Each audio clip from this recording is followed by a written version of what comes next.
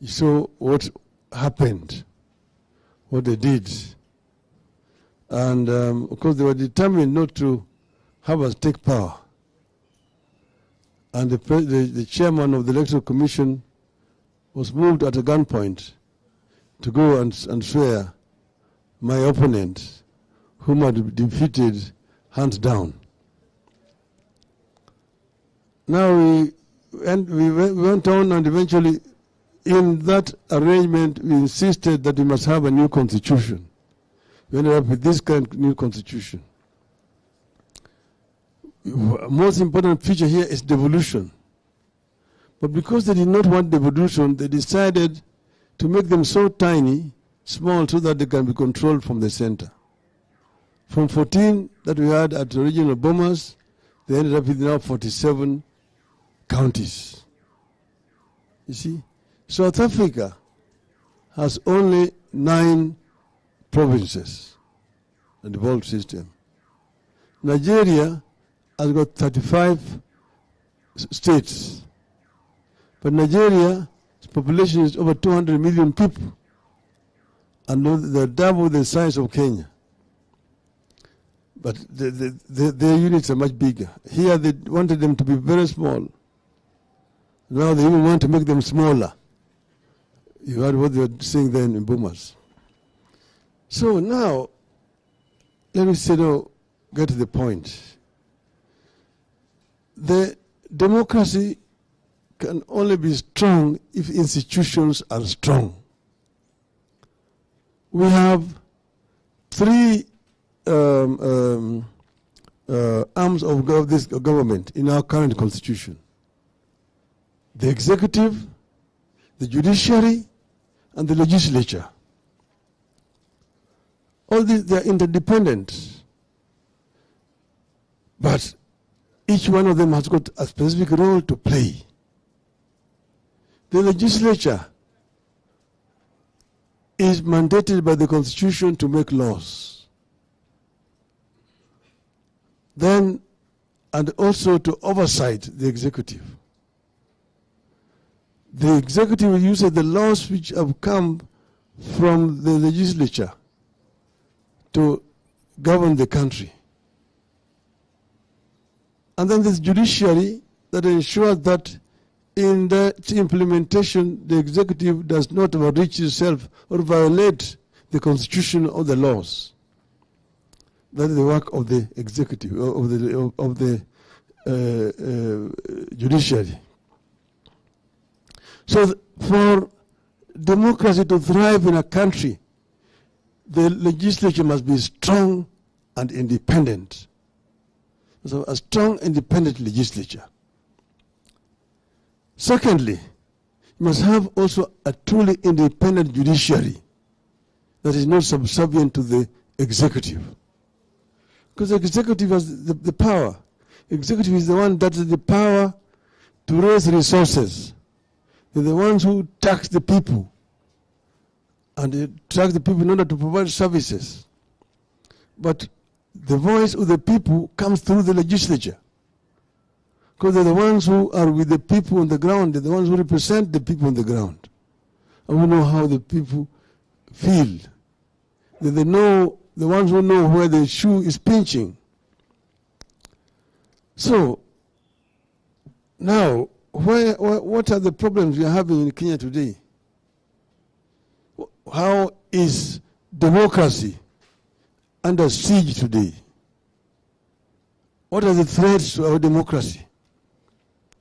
What is the threat to our democracy is that there's no respect or fidelity to the Constitution of 2010. Those who have been tasked to implement it are those who do not believe in it. Those who are right now there were the ones who are opposing that Constitution in the referendum of 2010. Therefore, they want basically to take this country back to where we came from. If you look at what's happening. Number one, legislature. Legislature is under serious threat. By the results of last elections of 2022, last year, when the results were announced in the National Assembly, the Azimio coalition had 172 seats. The Kenya Kwanza coalition had 165 seats. The majority coalition was one who should be the leader of majority in parliament is Mr. Opiyo Wandayi of Azimio. But they started immediately when the results were announced to start poaching. Immediately before being sworn in, they had already bought a party which was an affiliate of Azimio called UDM. Then the other one called PA. Another one called Maendeleo Chap Chap. Crossed the floor to join the other side, making therefore Kenya Kwanza now have a majority.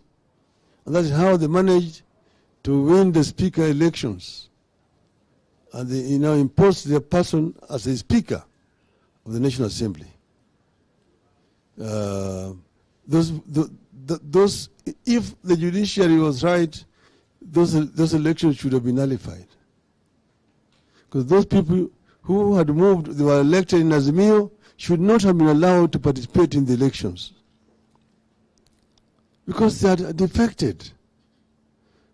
And under our laws, if you move from a party that sponsored you to elections, you are required to resign or lose your seat and go for a by-election.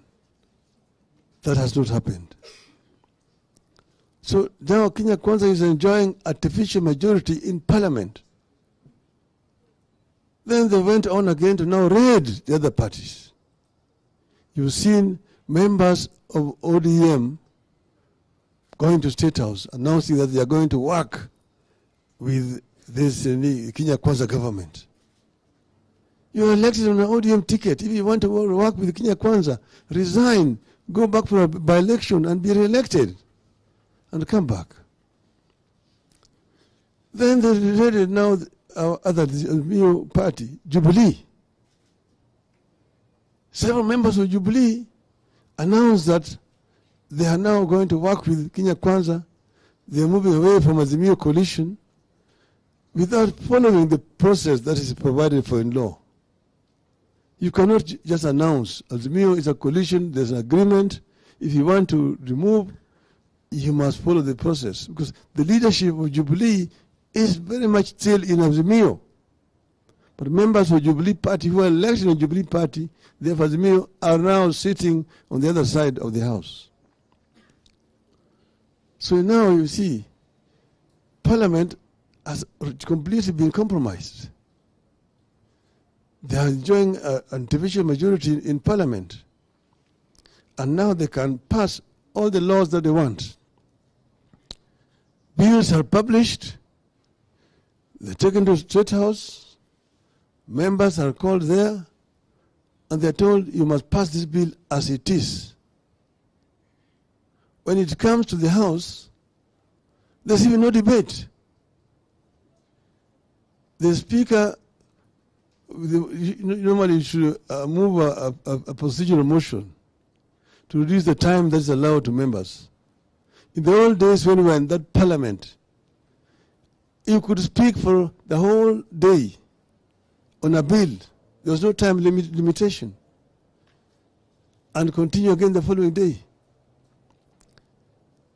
Only when the time was closing near is when either you call the mover to reply, or you reduce the time. But you cannot reduce the time below 15 minutes. Usually it used to be 20 minutes. Now they say you have only 5 minutes to speak on a bill. What can you say in 5 minutes on a bill? And when you start speaking, after 3 minutes, the first light is flashing.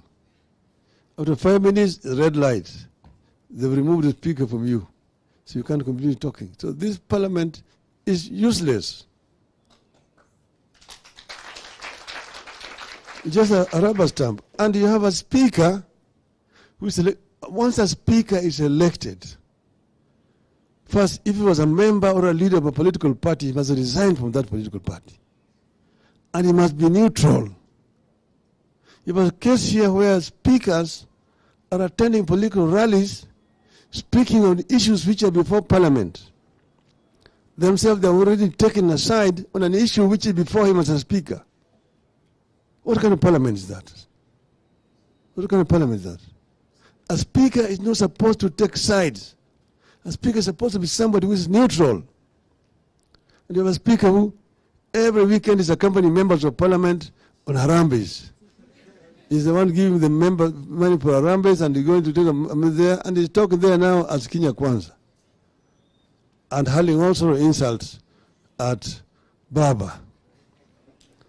But he's a speaker of a National Assembly. So the National Assembly is completely in disrepute. The speakers themselves have shown by their own actions that they are not fit to be called speakers. You have had speakers in that house who have excelled themselves. What is happening is the Parliament has budgeted money that it does not need. There's too much money in Parliament because they actually blackmail the legislature. And therefore, you've got money to bribe members of Parliament with the trips. I'm going to send you to Ireland. You can go with your wife or your girlfriend. You can go to the United States. You can go to Australia. You can go to Germany, and so on and so forth. So MPs most of the times are in the air. Some of them change clothes at the airport. When they come, they go to Mombasa.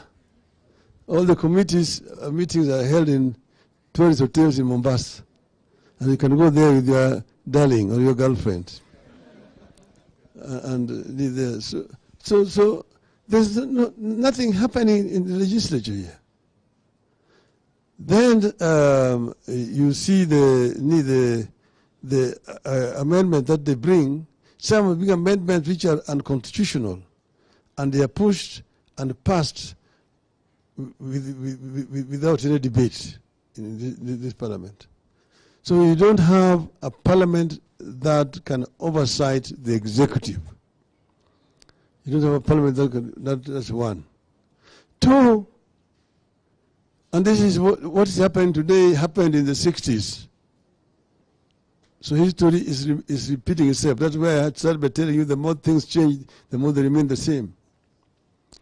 Two is now the issue of the judiciary. You see, judiciary, it's also been raided. Judiciary is now making rulings which are in favor of the executive. The executive can threaten you. You saw the senator for Busia, Okiya Mutata, challenging the finance bill in court. And he was told directly by the chief executive of the chief of the executive that you're wasting your time. I am the president of this country. You can never defeat me in court. I will defeat you. And then the Chief Justice puts together a bench which is user-friendly and makes a ruling in favor. Okay? You're saying this matter is still going on, but you say that you are removing, this had been suspended, the implementation of finance bill had been suspended. Then they say they are removing the suspension, but allowing the case to continue. So the people are being taxed already, as there's a case in court. You see, that's the kind of judiciary that we have. And several others. Right now, we are going to go to Mavoko, where demolition is going on right now. And we saw the kind of brutal demolition of structures going on in Mavoko.